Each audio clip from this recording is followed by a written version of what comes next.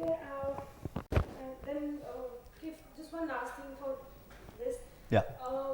The Dharmendra-Hema and Jeetu, Yeah. where Hema and Jeetu were supposed to get married. Yeah. If you could But I think that is the story. If you go back to any of the archives, you'll get that story first time because actually they were getting married.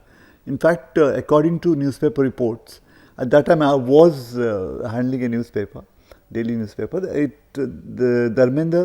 Jeetendra and Hema were planning to get married, and Dharmendra and Shobha Kapur, they flew down to Chennai and then stopped the marriage. And then they came back by changing partners. Dharmendra came back with Hema Malini and Jeetendra came back with Shobha, So it is true at one point because she was not willing to marry someone who's already married, though she was madly in love with him. This is the fact. She did think of that at one point. But then I think Dharmendra was able to convince her and things happened. But that was the news which had appeared in all the newspapers. It was splashed all over the place. quickly, exposure in Bollywood. It's been there for like years now. What exposure? Women exposure. Okay. So, I think it was there always. It depends, like good old days, even kissing was not forbidden because we followed the British censor code, We didn't stop kissing. Like, I think that Jal Misri, Jal Billimoria or the two Billimoria brothers who were top stars in the during the silent days.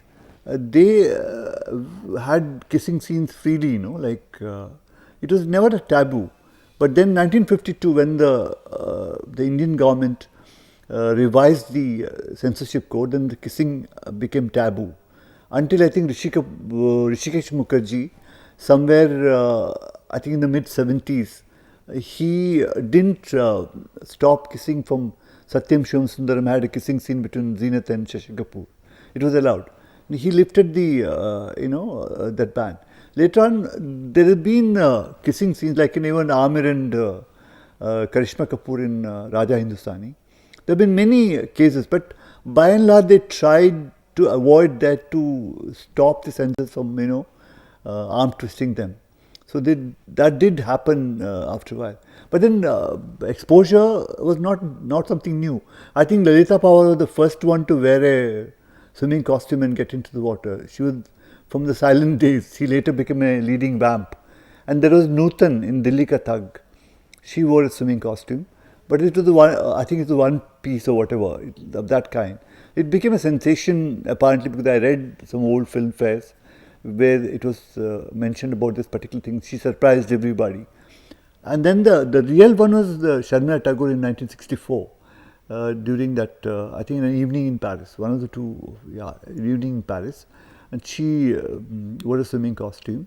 And Saira Banu did a photo shoot for a film fair cover, where she wore the shortest of shorts, So this was sporadically on and off. And nowadays I think it is, it's a common thing. Nobody really thinks twice before anybody can, object. Nobody objects to it. And earlier it was very funny. They used to have these two flowers coming together, suggestively, or anything. Which is two boats, paper boats. You'll have in streams, and those boats come together and dash against each other, get stuck there, So they become stagnant after that. So that kind of a scene is to happen in almost every film at that stage. The most popular one was two birds and two flowers. They had a great time. They had to find out, and if the film with the two flowers became a hit, they sometimes use paper flowers because the shooting takes long time. By the time you finish, that flower might become go dead. So they used to have these paper flowers, and the paper flower, which is the part of a hit film, will be in great demand. It will be taken for another hit film. So they become very superstitious. Suppose you have one fan, one chair is part of a hit.